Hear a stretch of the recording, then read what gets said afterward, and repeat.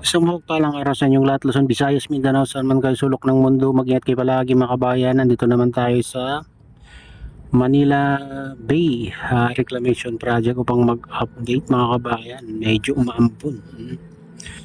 At pumunta tayo dito upang mag-update mga kabayan kasi kapon di tayo nakapag-update dito. Puspusan na ng ano dito.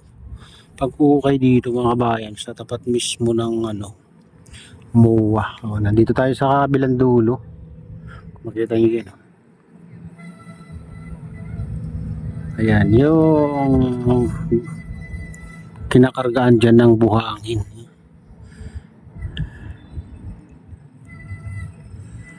Ayan. Hinuhukay nila dyan banda mga kabayan. Pero tinambakan naman nila dun, tinaasa naman dun banda. Oo. Baka lang, pinapalawak lang mga kabayan. Kaya kinukuha yung mga ibang buhangin dyan. Baka ililipat lang.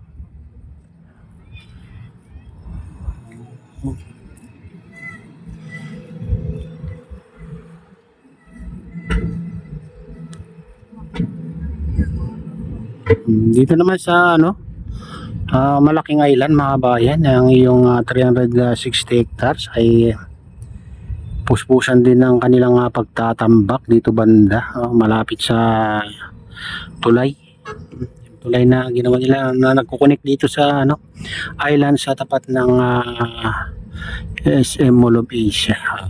Ayan.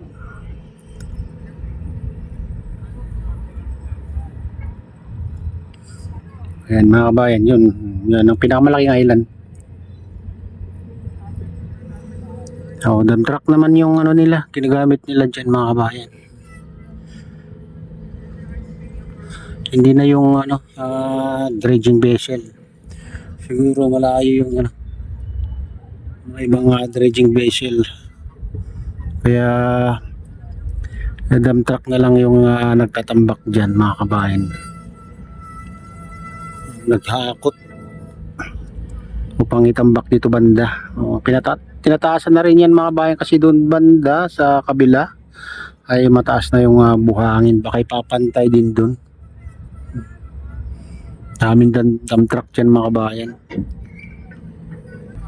Ayan, pasensya na kayo sa kulay ng video at parang black and white dahil mapag mga kabayan.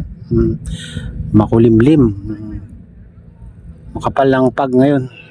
Katunayan nga umaambon. Pero hindi naman masyadong yung ambon. Mahina lang.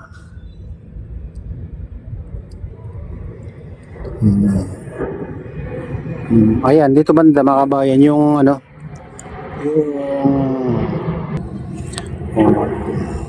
yan naman na likod ng Sofitel Hotel mga kabayan sa Calaimers Hotel. Hindi na tayo kasi nakakapasok doon kaya dito lang tayo sa nag-update tapat ng MOA.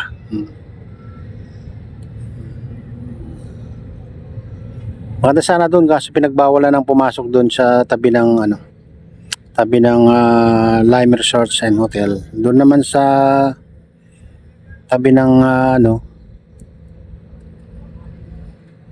Sofitel Hotel, naman mga bayan, alas 10 pa nagbubukas yan. Bawal din pumasok. Ayan, dito na lang tayo mag-update mga bayan. Nakikita naman natin dito. Pero gilid-gilid lang, hindi natin natatanaw yung kabuuan itong reclamation kung gaano nakalawak. Matatanaw mo lang yan mga kabayan pag pumunta ka naman sa rooftop ng SM Mall of Asia.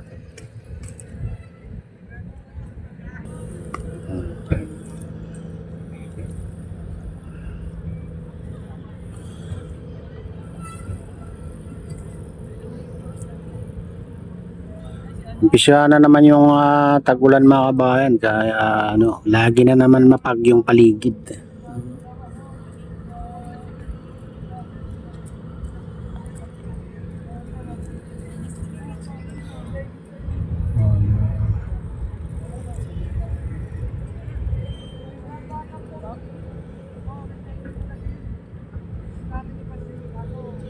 Itong ano, malaking island mga kabayan, talagang ano, parang disyerto na. Hmm.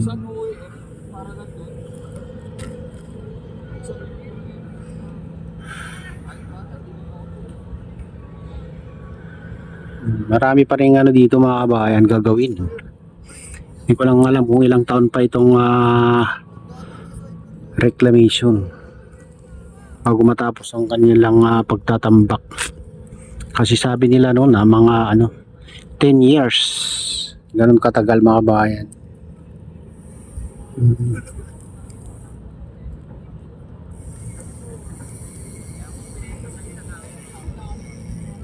Dati-dati nga pinatigil nga ito mga kabayan pero tinuloy din.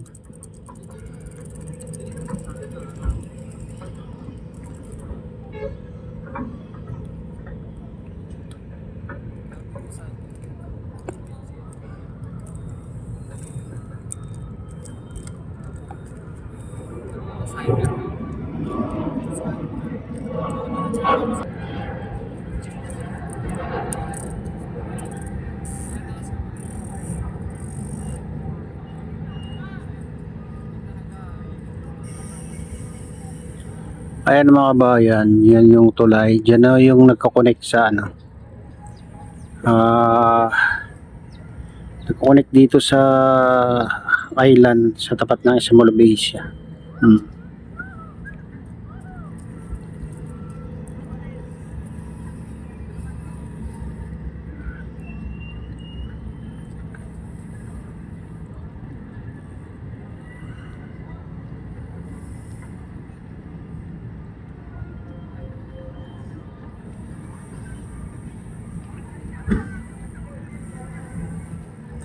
Dito naman mga kabayan, di ba itinutuloy yung ano, inilagay nilang breakwater dyan. Ayan.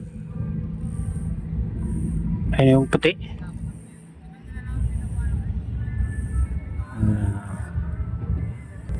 Ayan mga kabayan, ito na yung latest update.